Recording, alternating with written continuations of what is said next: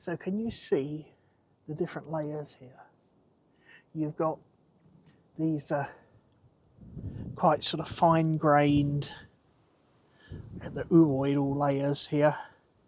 Some little bits of crystalline limestone as well.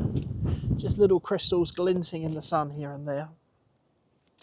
And then we come down to this much coarser, more rubbly limestone just below.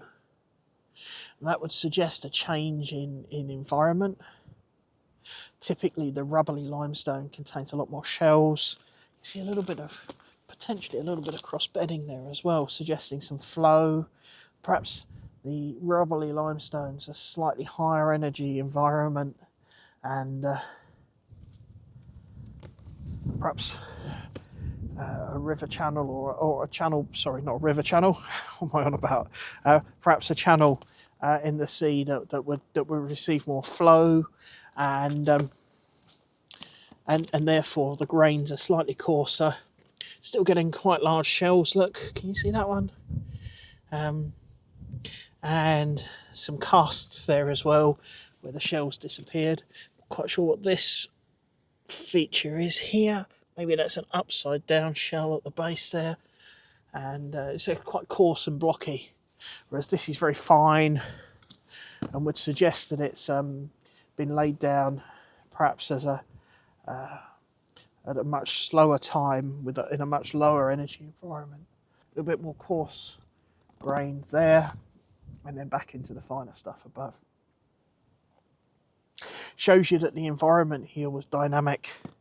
It was changing. Look, you've got a little layer of shells just here, look. You see that? That would indicate that perhaps that year, perhaps that decade, perhaps that 100,000 years, there was more nutrition in the sea, and therefore more life, and more shells formed that time, and then it went back into an ooidal area, perhaps a bit deeper and more devoid of life.